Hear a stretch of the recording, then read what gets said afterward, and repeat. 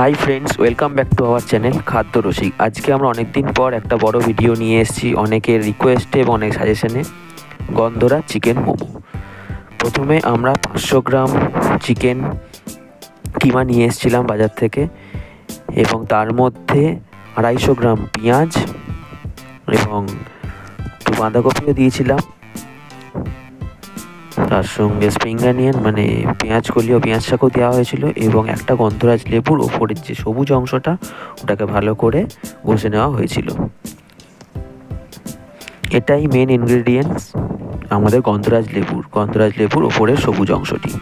এবার ভালো করে মাংসের সঙ্গে পেঁয়াজ, বাঁধাকপি, স্প্রিং অনিয়ন সব কিছু মিশিয়ে নেওয়া হবে।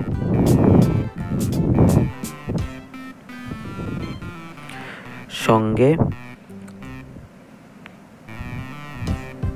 ব্ল্যাক পেপার 2 চামচ এবং রিফাইন অয়েল 5 টেবিল স্পুন দেওয়া হবে। স্বাদ মতো নুন দেওয়া হয়েছে।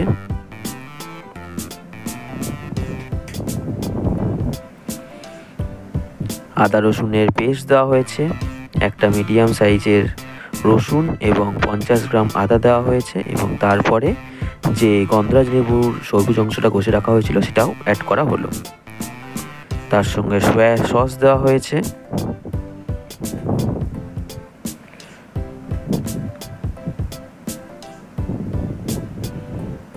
এবার এই পুরোটাকে ভালো করে হাতের মাধ্যমে মিশিয়ে নিতে হবে, যাতে পুরো চিকেনটার মধ্যেই সয়া সস এবং আদার সমস্ত ইনগ্রিডিয়েন্টসের ফ্লেভার খুব ভালোভাবে মিশে যায়।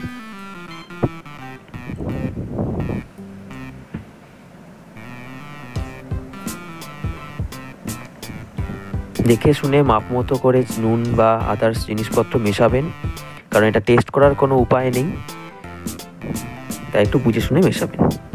দেখুন ভালো করে এটাকে মিক্স করা হয়ে গেছে, এবং এটাকে আমরা রেস্টে রেখেছিলাম 30 মিনিটের জন্য।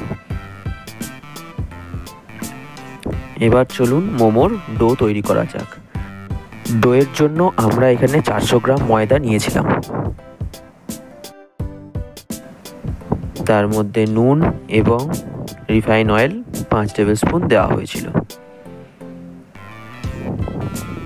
এটাকে ভালো করে ময়ান দিয়ে নিতে হবে। তারপরে জলের মধ্যে একটা গন্ধরাজ লেবুর হাফ লেবু ভালো করে নিংড়ে নেওয়া হয়েছিল জলটার মধ্যে।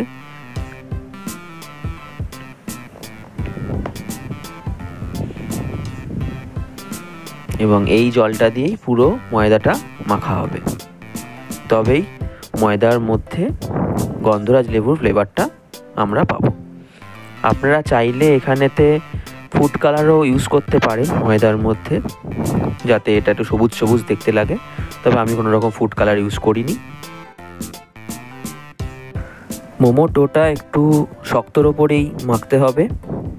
দেখুন ডো করে ভালো করে ছোট ছোট করে মোমোর জন্য ছোট ছোট করে ডো করে কাটা আছে।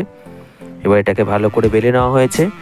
সিঙ্গেলই বেলা হয়েছে, কারণ যদি আপনি একটা বেলে তার উপর বাটি বা গ্লাস দিয়ে গোল করে নেন তাহলে সাইডগুলো মোটা হয়ে যায় এবং মোমোর সাইডগুলো ময়দার অংশটা সিদ্ধ হয় না।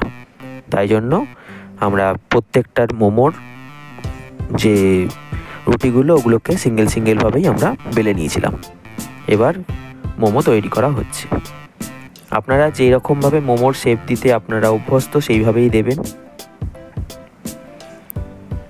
আমরা তো অভ্যস্ত নই, তাই যেটা পেরেছি যেমনভাবে পেরেছি সেরকমভাবেই দেওয়ার চেষ্টা করেছি।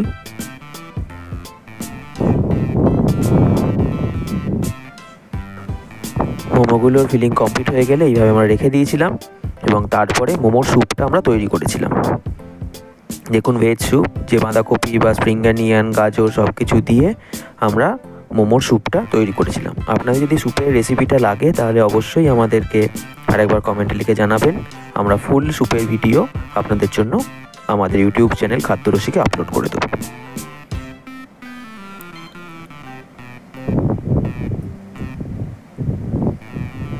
এবার এই স্যুপের ওপরেই আমরা মোমোগুলোকে পেপারে দিয়েছিলাম। আপনাদের ঘরেতে মোমো মেকার থাকলে সব থেকে ভালো, তার মধ্যে মোমো করা। না থাকলে এরকম ফুটো ফুটো যদি কোনো পাত্র থাকে তার মধ্যে আপনারা অয়েল ব্রাশ করে এইভাবে এক এক করে মোমোগুলোকে ওই পাত্রটার ওপর রাখবেন।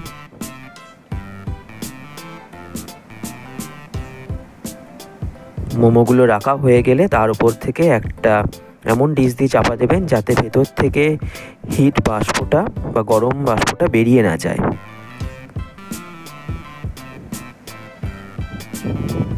দেখুন মোমো স্টিম চলছে।